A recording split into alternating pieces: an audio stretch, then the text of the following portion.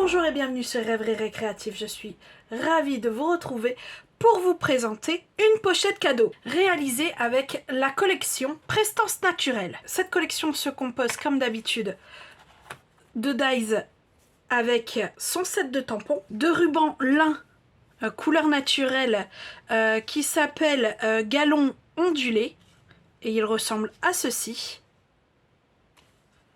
Et bien sûr de papier série design qui ressemble à ceci.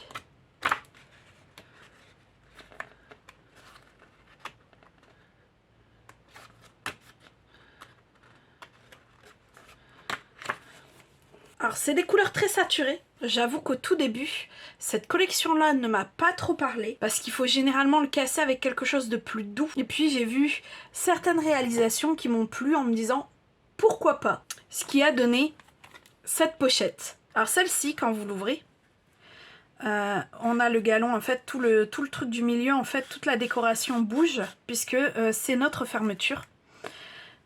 Donc, on va retirer ceci. On se retrouve avec une pochette assez simple qu'on va venir ouvrir comme ça. Et dedans, on a de quoi écrire un mot. Bien sûr, moi je ne l'ai pas collé. Je suis la reine des gaffes quand j'écris, donc j'évite. Et vous avez ici une pochette où au-dessus, vous avez une déco. Alors, les couleurs que j'ai utilisées pour ce modèle-ci, c'est pavé galet, mystérieuse brume et mauve mélancolique. Bien sûr, avec quelques touches de blanc. Alors, si vous vous posez la question, oui, ça se remet. Bon, moi, je le remets mais à l'envers, parce que c'est plus facile. Et il faut mettre, en fait, tout simplement chaque ficelle une à une. Mais ça se remet parfaitement. Voilà, comme ceci. Le modèle que nous allons faire ensemble sera en chamotte cuivrée, mauve mélancolique et pan-pin-pan. Donc si vous souhaitez faire cette pochette habillée avec moi, en papier, il vous faudra une base, ici qui est en chamotte cuivrée, qui fait 15 sur 29,7. En papier design, il vous faudra 4 morceaux qui font 14,5 sur 7,5. Il vous en faudra 2 autres qui font 14,5 sur 3,9. Il vous faudra un morceau qui lui fait 11 sur 6. Un morceau de blanc simple qui fait 14 sur 7. Et il vous faudra des chutes de papier design comme celui-ci, de mauve mélancolique, de chamotte cuivrée et de pan-pin-pan. Et il vous faudra, normalement, quand vous allez faire vos découpes, vous allez avoir une chute et il vous en faudra une également comme ceci. Donc, on va commencer avec notre base, ainsi que le massicot. Donc, on va prendre notre morceau en format paysage et on va lui faire des traits à 1, à 9, à 17,2 et à 25,4.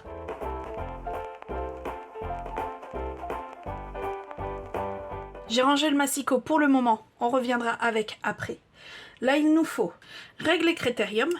Et là où on a 1, on va venir faire une marque à 8. Et de l'autre côté, on va faire une marque de ce côté-ci, en partant de la droite. Il nous faut 3 et également en partant de la gauche. Donc ça fait 12 et 3. Alors une fois qu'on a ça, on revient avec notre massicot. Et on va prendre notre marque de 12. Non, j'ai fait je vous ai dit n'importe quoi.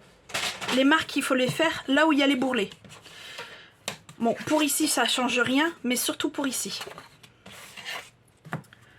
Donc, celle où on a 1, il faut faire absolument la marque là où il y a le bourrelet. Du côté où il y a le bourrelet, et on fait une marque à 8. Très important, sinon on risque d'avoir dans le sens où l'on ne le veut pas. Donc quand on est comme ça, on a le 1 ici, et on met notre marque dans la rigole jusqu'à la deuxième marque, c'est-à-dire celle à 9. Donc comme ceci. Et on vient couper en diagonale.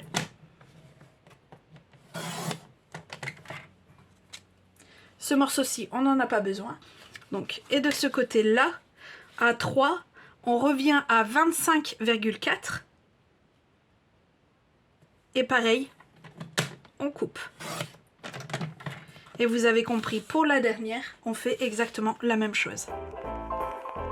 On reviendra avec le massicot après, puisque ici, on va pouvoir mettre marquer nos plis. On va même pouvoir déjà coller certains de nos papiers DSP. Alors on prend notre chute et on en prend 3 sur les 4. De 14,5 sur 7,5.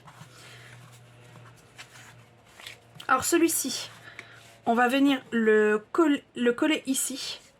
Celui, moi spécialement, ça a été étudié comme ça. Celui où il n'y a rien, je vais pouvoir le mettre ici, puisqu'on revient mettre notre blanc sur le devant. Ah, j'ai découpé trop long, c'est pas grave. Je vais pouvoir le reprendre après. Et les deux autres, en fait, ils vont de l'autre côté. Mais avant ça, alors je vous aurais bien dit de prendre le Stampin' White, mais même moi je l'ai pas. Donc si vous l'avez pas, une alternative, c'est de prendre un doigt éponge. Et si même ça, vous n'avez pas, un coton-tige fera l'affaire. Votre pad. Et en fait, on va venir tout simplement ancrer les côtés.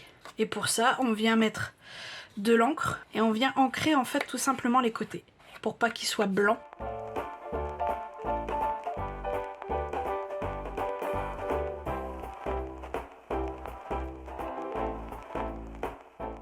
Alors je vous ai pas fait ancrer les autres puisqu'il y aura des découpes dessus, mais maintenant on peut coller ces morceaux à leur place.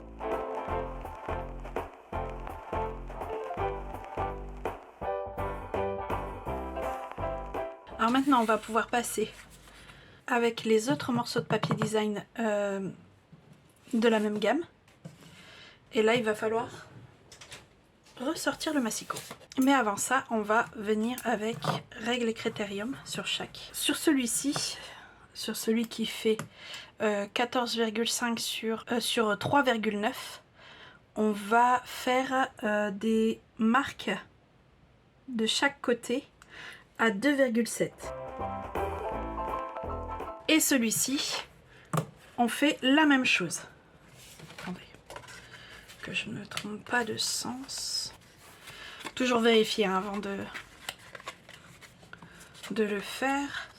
Donc si je fais les marques là, je coupe ici. Donc oui, c'est ça. Donc là, on prend à l'envers de celui-ci. Et on fait les mêmes marques. Et celui-ci, c'est pareil, c'est celui qui vient ici. Du coup, on s'assure qu'on est dans le bon sens. Donc ça sera ici pour que ce soit dans le bon sens. Et là, on lui fait une marque à 8. Et une fois qu'on a fait tout ça, on sort le massicot. On repère le trait qu'on a fait. Donc moi, il est ici. Donc il va de ici à la pointe ici. Donc ça, on va pouvoir mettre sur le côté et le coller après. Enfin, le marquer les bords et le coller. Et en fait, on fait la même chose avec les autres. Ici, on repère où on avait fait nos traits. Donc là, il y en a un ici jusqu'à la pointe de l'autre côté. Et bien sûr, on fait la même chose de l'autre côté. On repère où on avait fait notre marque. Donc, elle est juste ici. La pointe de l'autre côté dans la rigole également. Et on coupe. Donc, ça vous donne ceci. Et on refait la même chose avec celui-ci.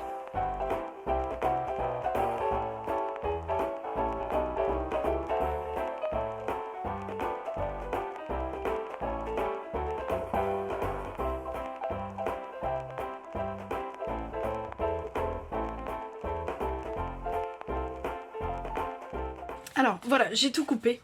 Bon, je m'étais trompée sur les mesures que je vous ai données ici.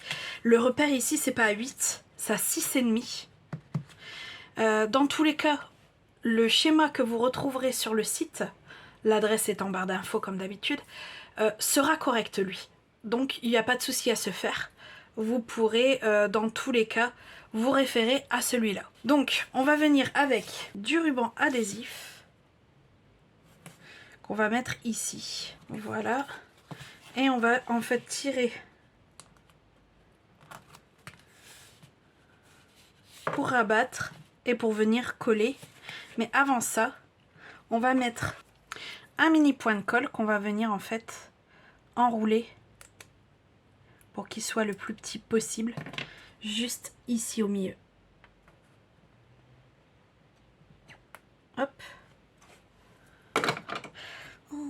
Et là on vient rabattre. Voilà, ici. Alors, on appuie bien ici et au milieu.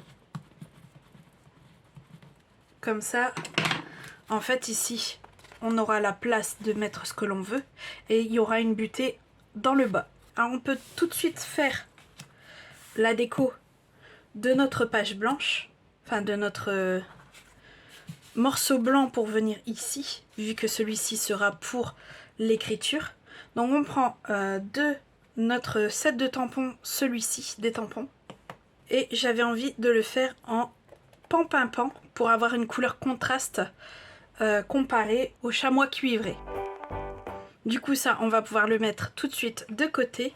Restera plus qu'à marquer un petit mot et venir le coller, mais comme je vous le dis, moi généralement je le fais qu'à la toute fin et je le colle une fois le mot écrit, vu que là c'est pas vraiment une question d'épaisseur, c'est plus une question que je fais beaucoup de fautes. Alors ici l'intérieur est comme ça, on va faire la déco de l'intérieur tout de suite.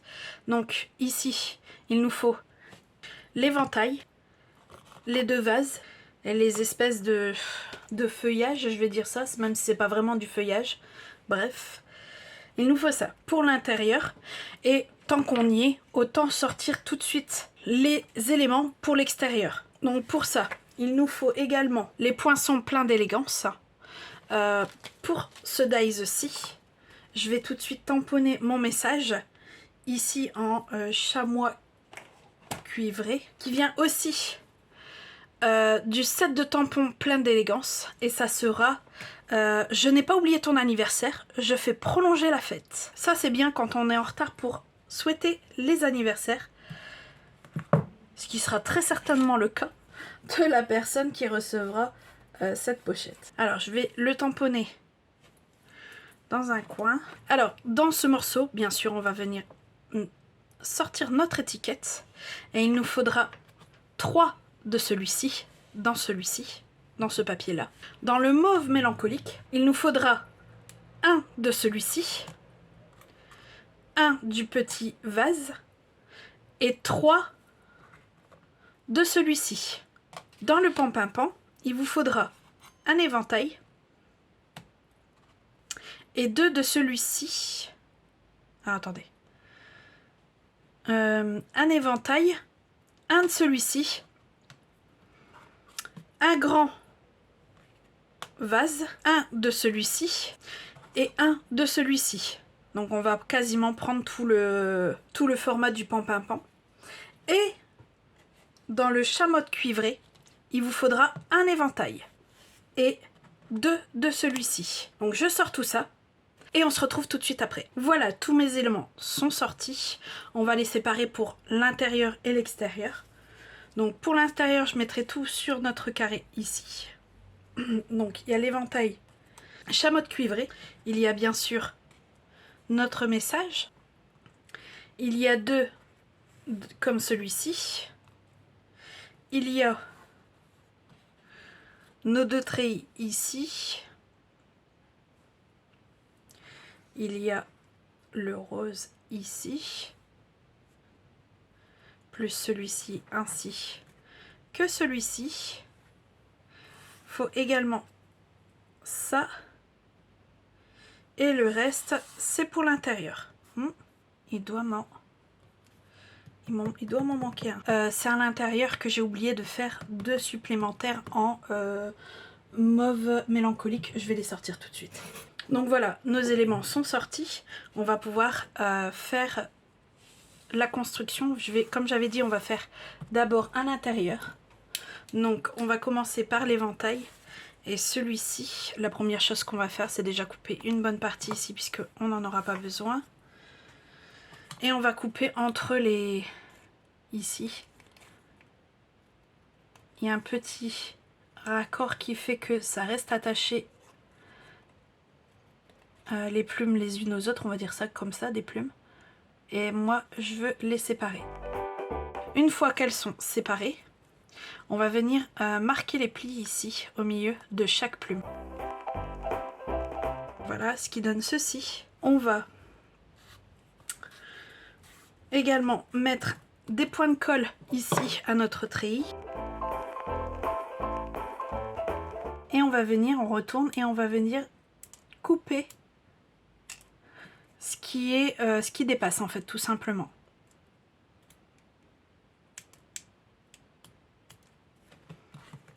Et ça vous donne ceci. Ici, on va venir mettre une pointe de colle sur l'un des deux, dans le bas. Hop. On va mettre l'autre au milieu. On remet une pointe de colle. Et là, c'est celui qui est légèrement beige qu'on va venir mettre au milieu. Et on va venir remettre un peu de colle et y placer notre jarre. Alors ici, pour savoir où on va coller notre éventail, on va le placer ici, mettre une pointe de colle au minimum ici, et comme ceci en fait, tout simplement, pour être sûr qu'on va pas dépasser. Oh, j'ai mis un peu trop de colle. Pour être sûr qu'on va pas dépasser en fait de nos 8 ici. Donc on a déjà un vase de fait. Et pour le deuxième, là il y a l'endroit, on le retourne et on prend notre ruban. On déroule une bonne partie et on fait en sorte qu'elle soit bien droite puisque on va bien le maltraiter, le pauvre. Là il nous faut les points de colle. Et on va en venir en mettre un comme ceci au milieu. Et pareil, on va venir mettre à peu près ici. Et on va commencer à enrouler autour de notre jarre.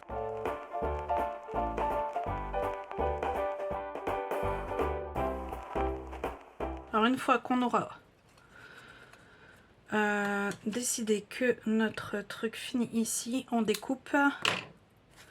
Bon là il s'est un peu défait donc je renroule correctement. Et je viens coller. Donc de devant ça donne ça et de derrière ça donne ça. Et là on revient avec, on reste à l'arrière mais on revient avec notre ruban adhésif et qu'on met tout le long où on a mis notre ruban. Et on en met 2. Alors une fois que c'est mis, on va retirer. Je vais peut-être plutôt coller celui-ci d'abord. Alors on met un peu de colle ici et ici. Hop.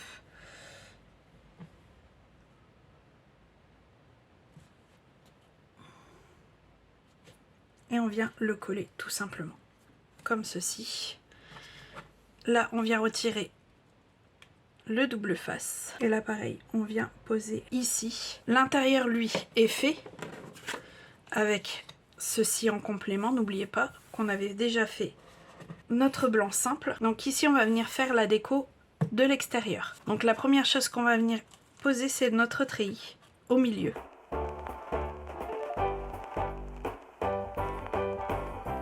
Une fois que le treillis est posé, on va mettre nos petits branchages. Alors ceux-là, on va faire un petit peu de colle, hein, toujours pareil. Et on en met un comme ceci, on met l'autre de l'autre couleur à côté. Et on vient entourer des deux autres. Alors une fois qu'on a collé ça, on revient avec notre dernier éventail et on refait la même chose que tout à l'heure.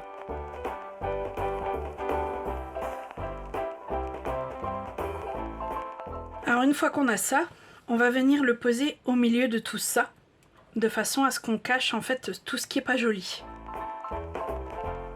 Et lui normalement vient au-dessus, à peu près comme ça. Mais avant ça, on va y mettre les rubans. En fait là j'avais mis derrière, mais question praticité c'est pas vraiment ça. Du coup je vais voir si je peux pas mettre ça devant. Est-ce que c'est vraiment bien collé ici? Non.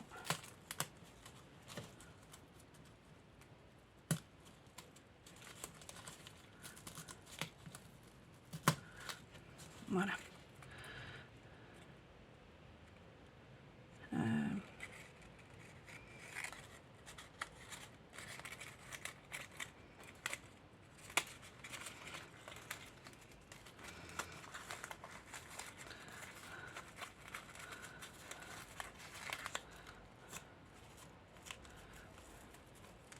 Voilà, comme ça. Ce sera peut-être mieux. Ce question de praticité, je trouvais que c'était un peu chiant. Donc je vais faire comme ça et là je vais refaire la même chose. Donc ce que j'avais fait, j'avais déjà fermé ici. Et ici. J'avais mis une pointe de colle. Alors, j'ai mis un point de colle.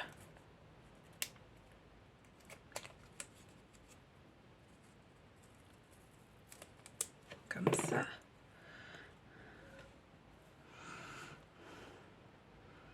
À peu près ici. J'avais refermé. J'avais placé ça. Et j'avais commencé à tourner. Et il m'en fallait 4. Et il me faut un autre point de colle. Alors rassurez-vous aussi que vous n'avez pas trop serré et que vous arrivez encore à bouger votre ruban. Alors, un autre point de colle que j'aurais dû préparer avant.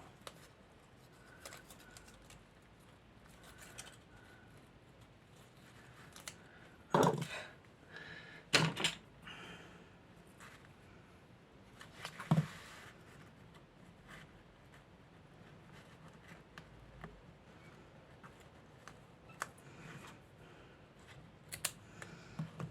Voilà, et il reste plus qu'à mettre des mousses 3D.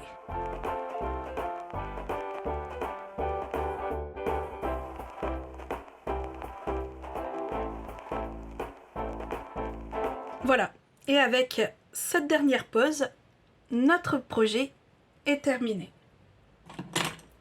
Il nous reste plus qu'à l'ouvrir pour être sûr que ça s'ouvre bien correctement. On peut y mettre déjà ici et y glisser par exemple quelques billets qui passent largement et il suffit juste de refermer. Hop, comme ceci et comme ceci. Et ça sera le test pour refermer également.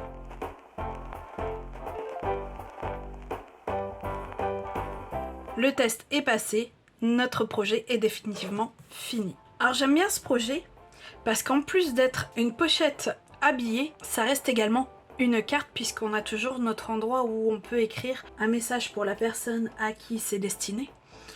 La collection en elle-même, effectivement, comme je vous le disais, ne m'avait pas très inspirée à la base, mais là je trouve au plus je l'ai travaillée, au plus elle me plaît. Je vais très certainement refaire des choses avec, je vous garantis rien, que vous verrez le résultat.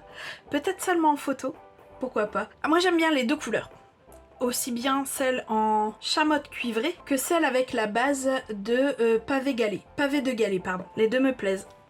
Un chaud et un froid. Après, le reste une histoire de goût.